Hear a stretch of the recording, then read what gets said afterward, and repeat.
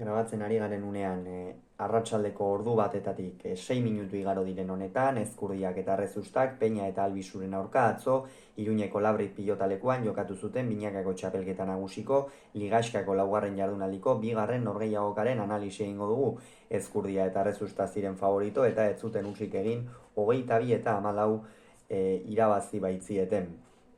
Gogoratuko dugu, batetik Ezkurdiak eta Errezustak joan den astean, irabazi egin zietela Altuna eta Arangureni Bartzelonan, hor ere erraz, 22 eta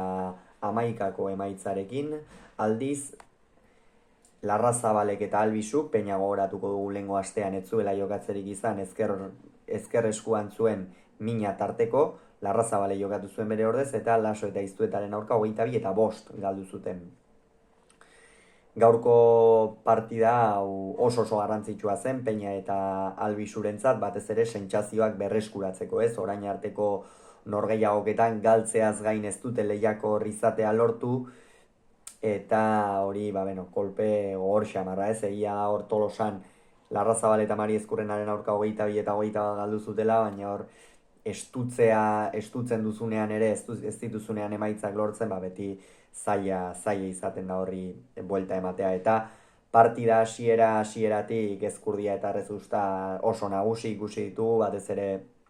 Joseba Ezkurdia aurreko kuadro horietan jokoa asko nahasten, Peña oso deseroso atzean Errezusta nagusi eta Jon Ander Albisu ia txapelketa hasiera honetan denbora osoan ikusten ari garen bezala, ez erabat gaindituta, tarteka dominatzera ere pasatzen zen, baina nagusitasun horri jarraipena ematea asko kostatu zitzaien, ikeragarri kostatu zitzaien atzo, eta alde horretatik Peñak eta Albisuk asko dute hobetzeko, eta esango nuke gainera dinamika negatiboan sartzeaz gain moralki ere ez daudela, biak ala biak ongi, eta garaipen bat beharrezkoa dute. 12 eta 4 iritsi ziren, lehendabiziko etenaldira, esan bezala Ezkurdia oso ongi jokatzen, Errezusta atzean sendo eta ematen, eta Peña eta Albisu asko sufritzen, gainera Peña galtzaile asko grazia handiarekin galdutako pilotak izan ziren, baina gero txapara eta hori askotan zorte kontua ez ezik zehaztasun eta zauden unearen zantzua edo izan hori da. Gero bigarren zatian ere gauzak ez ziren bat ere aldatu, 18 eta 6 iritsi ziren bigarren etenaldira, hemen jada Albisuera bat amilduta zegoen asko galtzen, Peña ere aurrean moralki baxu, Ezkurdiak eta Errezusta bigarren zatian ez zuten, behar bada lehendabiziko zatiko erritmorik sartu, baina nahikoa izan zuten zuzen eta egoki jokatzearekin,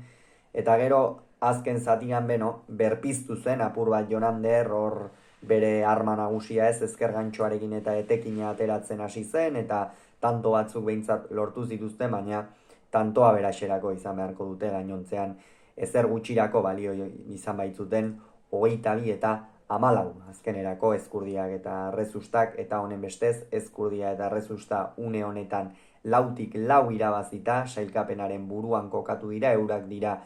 partida guztiak momentuz irabazi dituzten bikote bakarra, aldiz Peña eta Albisu sailkapenaren zuloan daude, puntu bakar bat gabe, eta hurrengo jardunaldia funtsezkoa izango da bikote gipuzkoarrarentzat. Hauxe beraz esan beharrekoa, hurrengoan gehiago izango zuen, bitartean izan agur.